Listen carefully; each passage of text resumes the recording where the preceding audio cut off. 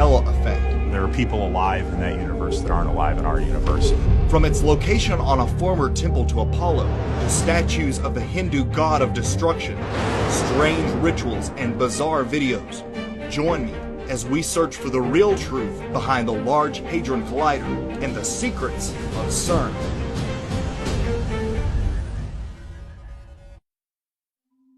Does something seem off to you?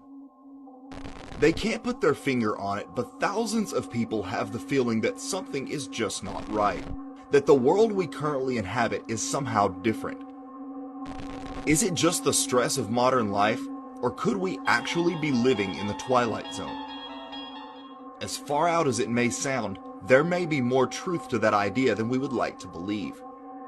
Parallel dimensions, portals, reality changes are not only the stuff of science fiction. According to physicists, there exist parallel dimensions, each containing alternate versions of our world and even ourselves. A little bit of deeper research reveals that not only do scientists at CERN hope to discover proof of these parallel dimensions, they want to open portals into them so that something from that other world can come into ours. Could such a doorway have already been created? If so, how would we know? What signs might be noticeable in our everyday lives? In the Twilight Zone episode, The Parallel, written by Rod Serling, NASA attempts to send an astronaut into space, but instead, unknowingly, he ends up in a parallel dimension. A world almost exactly like the one he left, except for a few minor differences. In the present dimension, he's a colonel. In the past dimension, he was a major. His house in the present dimension, for example, has a fence. The previous one did not. Minor changes that to all those around him had always been that way. What do you mean? That fence wasn't there when I left last week. Are you kidding me? That fence was there when we bought the house. Today, thousands of people have the strange feeling the world we currently inhabit has changed. They point to specific names, events, and things they insist are now different. The growing phenomena took off online, earning the moniker the Mandela effect. The phenomena was first noted in 2009 by paranormal investigator Fiona Broom, and gets its name from the African civil rights leader Nelson Mandela, who many remember as having died in the 80s, only to learn to their dismay that their memories were false and he actually lived to be released from prison and become president of South Africa. A Mandela effect is when collective memories long held by masses of people turn out to be incorrect or false. Those affected have distinct memories of something or an event, only to find out that it never was that way, at least not in this dimension. It's something that sticks with people. They know they remember it. They remember talking about it with their aunt, or, like in the Nelson Mandela situation, they remember seeing the funeral on TV day after day after day, the coverage.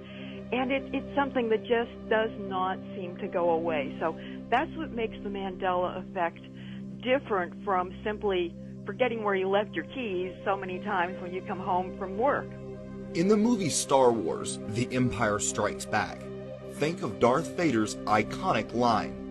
If you remembered, "Luke, I am your father. You may be one of the millions worldwide suffering from this bizarre new phenomenon." It's only you killed him. No, I am your father.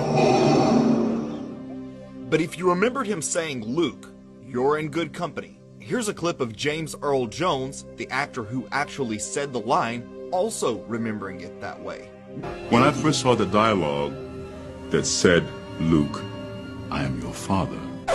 Luke, I am your father," I said to myself, he's lying. I wonder how they're going to play that lie out.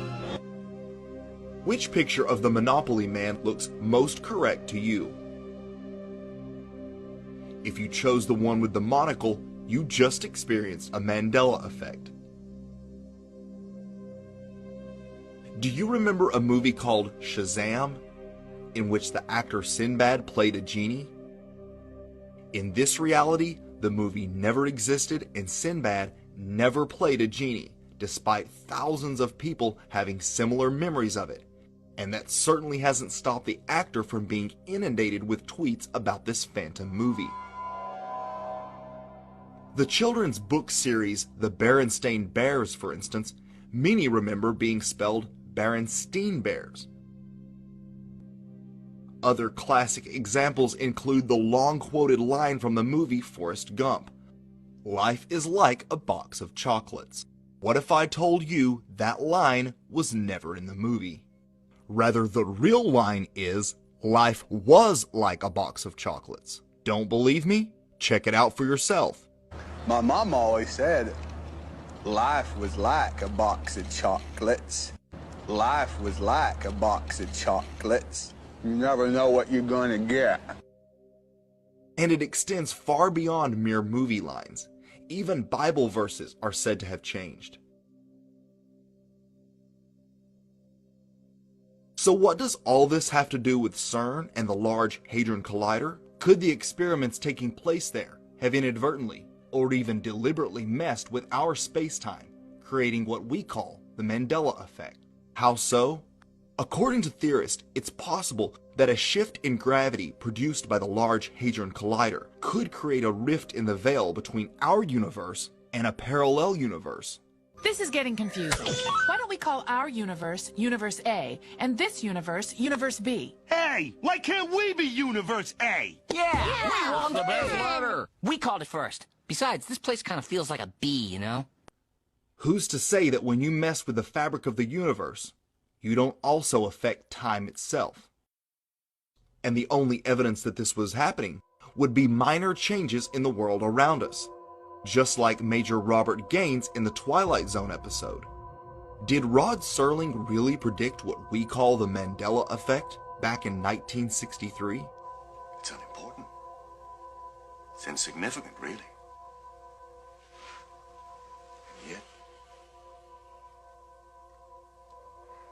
And yet it all seems to be part of some sort of crazy pattern.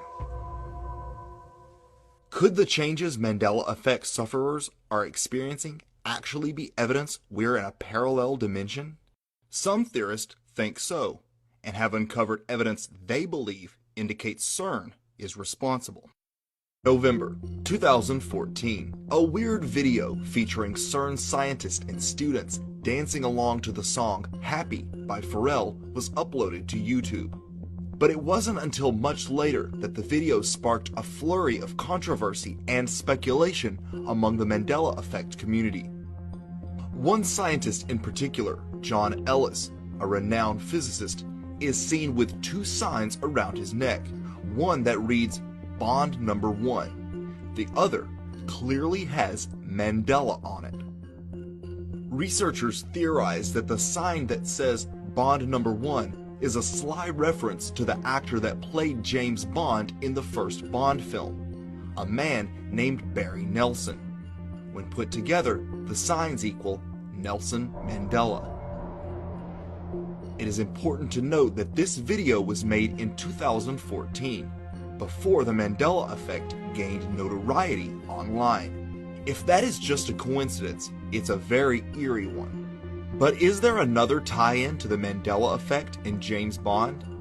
In the classic Bond film Moonraker, the villain Jaws, who has metal teeth, falls in love with a character named Dolly. Mandela effect sufferers remember her as having braces. The iconic scene cuts between Jaws smiling